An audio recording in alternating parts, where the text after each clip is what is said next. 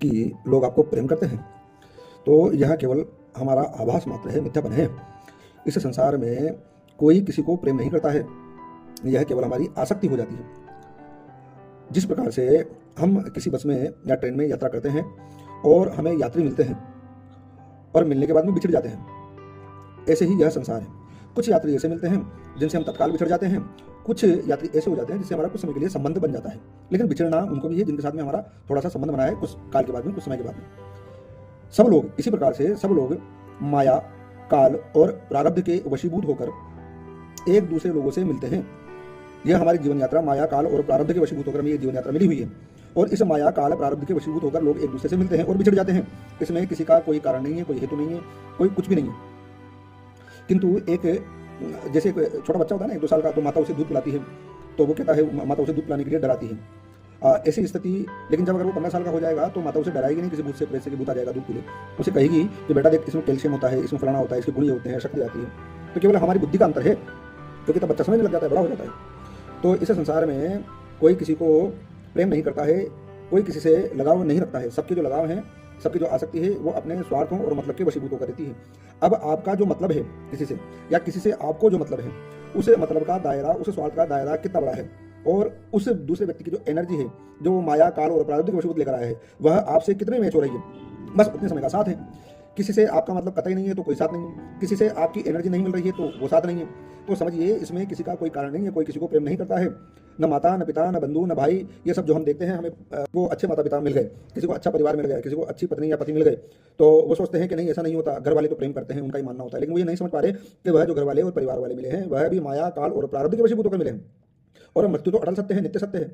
मरना सभी को है, सब मरेंगे, हमारे सब रिश्तेदार मरेंगे, हम स्वयं मरेंगे, मृत्यु के ग्रास बनेंगे, यह मृत्यु लोक है, काल के ग्रास बनेंगे, तब भी चढ़ जाएंगे। थोड़ा उनका दायरा लंबा हो गया। और किन्हीं को प्रारब्ध, माया, काल ये दिखाना चाहती है, जिनका मुक्ति का प्रारब्ध फलीभूत हो रहा है, तो उसे इसी समय में जीते जी दिखा देती है बात कि देख ले भैया, न तेरे माता पिता हैं, न तेरे बंधु हैं, न तेरी पत्नी या पति हैं, न तेरे बच्चे हैं, न तेरे मित्र हैं, जिनके लिए तो अच्छा कर रहा है सब कुछ।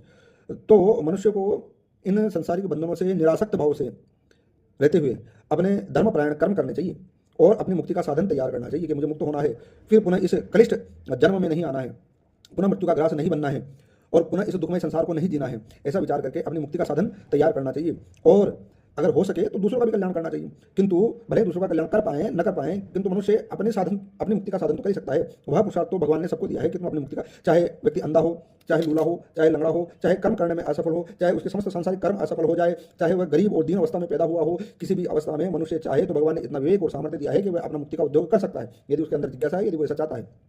तो यह हमारे हाथ में है। भगवान ने एक मनुष्य जीवन ऐसा दिया है कि उसके हाथ में है कि वो मुक्ति प्राप्त कर सके।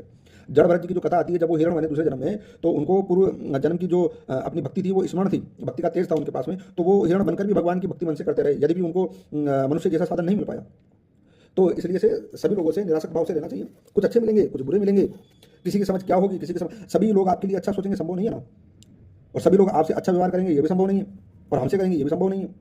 तो ऐसी स्थिति में इस दृष्टिकोण को समझते हुए हमें निरासक्त भाव से रहना चाहिए कि बिल्कुल ठीक है भाई, जैसा मिला है वैसा ठीक है जीवन संसार, और अपनी मुक्ति का साधन करना चाहिए। कोई किसी से वस्तुतः प्रेम नहीं करता, ये सब जो प्रेम की धारणा है आप करके देख लीजिए।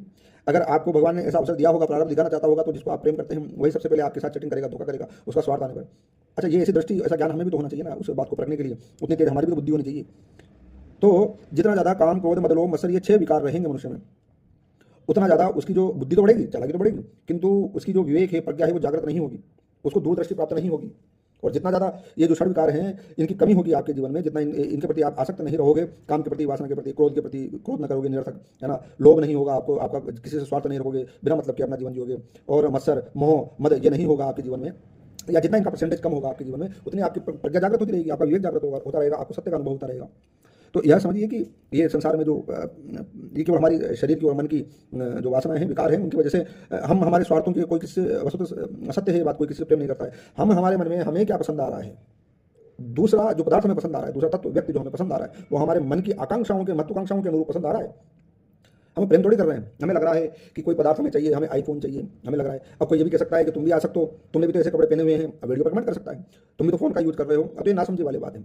भगवान कृष्ण कहते हैं गीता में, जिस प्रकार से आसक्त मनुष्य संसार में रहते हुए संसार के लिए कर्म करता है, उसी प्रकार से निरासक्त मनुष्य को भी संसार में रहते हुए संसार के प्रति और अपने लिए कर्म करना चाहिए।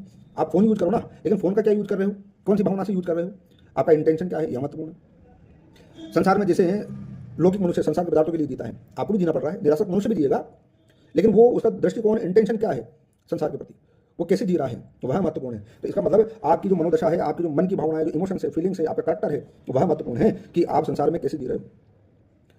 हमें जो मनुष्य लगता है कि हम तुमसे प्रेम करते हैं, ये ऐसा करते हैं, तो ये सब बातें नहीं हैं।